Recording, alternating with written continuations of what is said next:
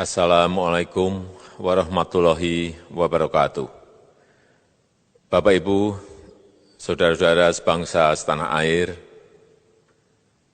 pagi tadi saya telah memimpin rapat terbatas secara virtual tentang Undang-Undang Cipta Kerja bersama jajaran pemerintah dan para gubernur. Dalam undang-undang tersebut terdapat 11 klaster yang secara umum bertujuan untuk melakukan reformasi struktural dan mempercepat transformasi ekonomi.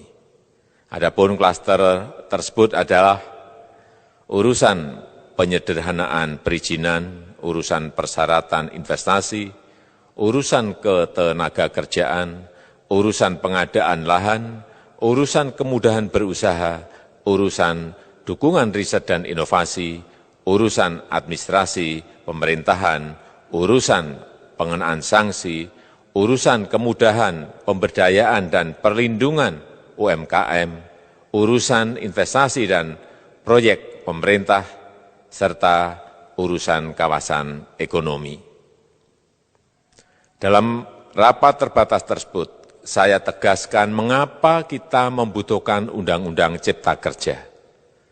Pertama, setiap tahun ada sekitar 2,9 juta penduduk usia kerja baru, anak muda yang masuk ke pasar kerja, sehingga kebutuhan atas lapangan kerja baru sangat-sangat mendesak. Apalagi di tengah pandemi, terdapat kurang lebih 6,9 juta pengangguran dan 3,5 juta pekerja terdampak pandemi COVID-19. Dan sebanyak 87% dari total penduduk bekerja memiliki tingkat pendidikan setingkat SMA ke bawah, di mana 39% berpendidikan sekolah dasar. Sehingga perlu mendorong penciptaan lapangan kerja baru, khususnya di sektor padat karya. Jadi, Undang-Undang Cipta Kerja bertujuan untuk menyediakan lapangan kerja sebanyak-banyaknya bagi para pencari kerja serta para pengangguran. Kedua, dengan Undang-Undang Cipta Kerja akan memudahkan masyarakat, khususnya usaha mikro kecil, untuk membuka usaha baru. Regulasi yang tumpang tindih dan prosedur yang rumit dipangkas. Perizinan usaha untuk usaha mikro kecil, UMK, tidak diperlukan lagi. Hanya pendaftaran saja. Sangat simpel. Pembentukan PT atau perseroan terbatas juga dipermudah. Tidak ada lagi pembatasan modal minimum. Pembentukan koperasi juga dipermudah. Jumlahnya hanya 9 orang saja.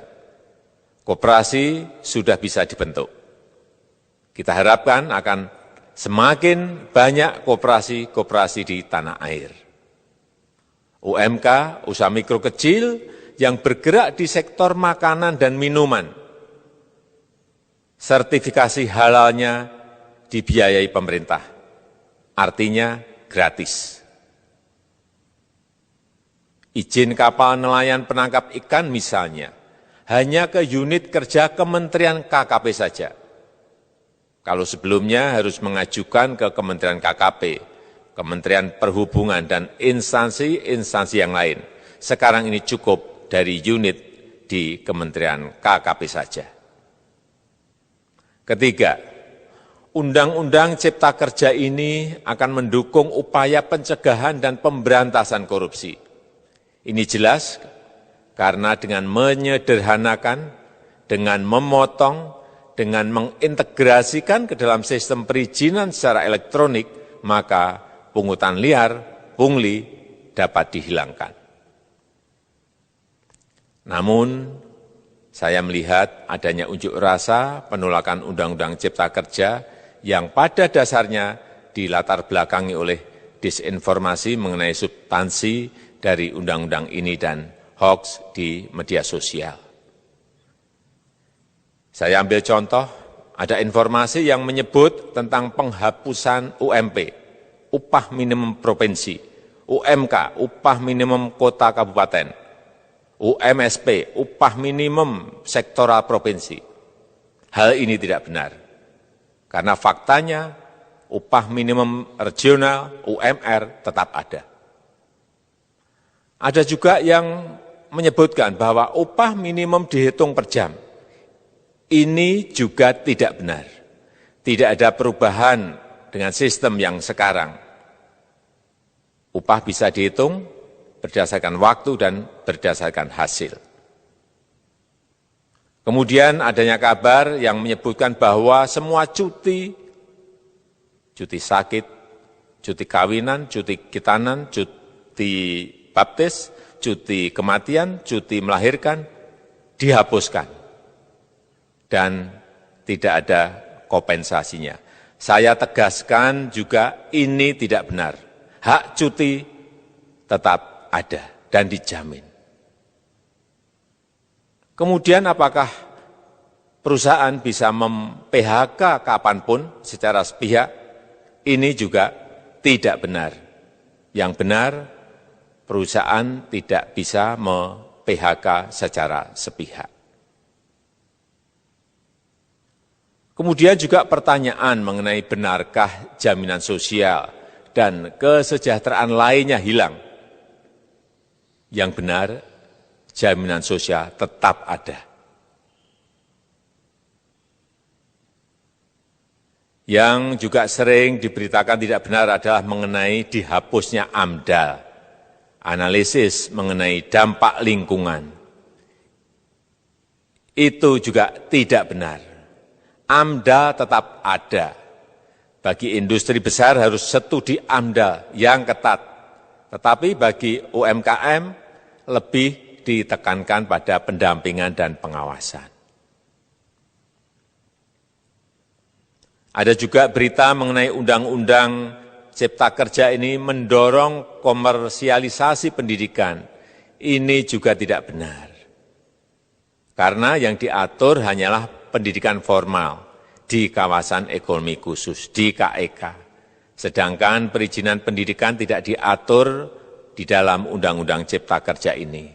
Apalagi perizinan untuk pendidikan di pondok pesantren. Itu tidak diatur sama sekali dalam Undang-Undang Cipta Kerja ini. Dan aturannya yang selama ini ada tetap berlaku. Kemudian diberitakan bahwa keberadaan bank tanah. Bank tanah ini diperlukan untuk menjamin kepentingan umum, kepentingan sosial, kepentingan pembangunan nasional, pemerataan ekonomi, dan konsolidasi lahan serta reforma agraria. Ini sangat penting untuk menjamin akses masyarakat terhadap kepemilikan tanah, kepemilikan lahan. Dan kita selama ini tidak memiliki bank tanah. Saya tegaskan juga bahwa Undang-Undang Cipta Kerja ini tidak melakukan resentralisasi kewenangan dari pemerintah daerah ke pemerintah pusat. Tidak ada.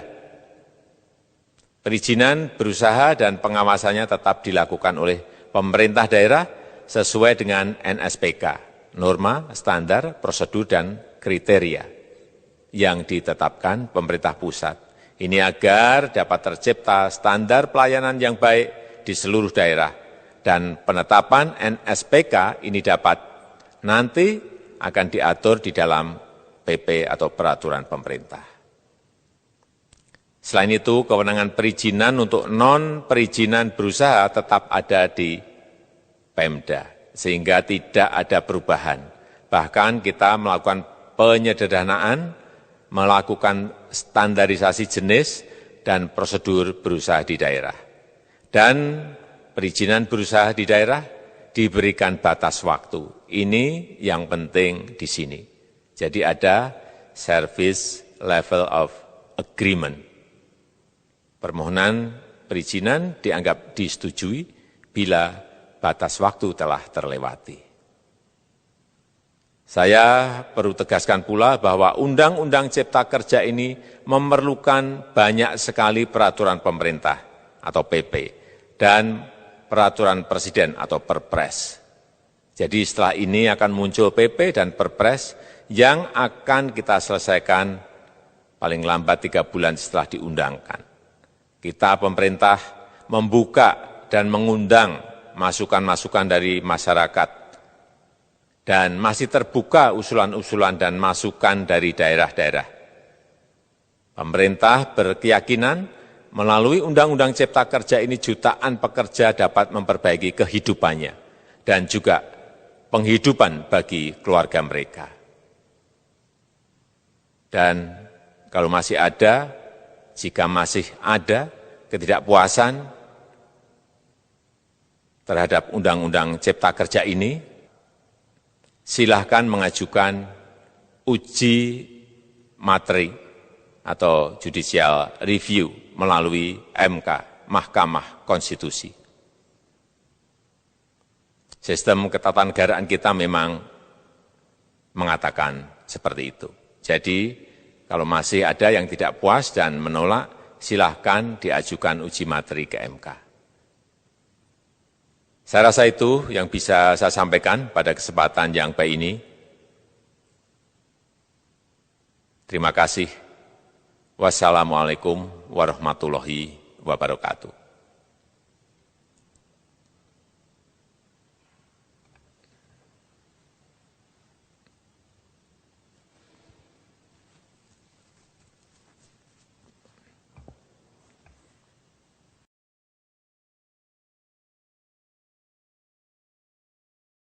Terkait demonstrasi yang itu kemarin dengan saudara.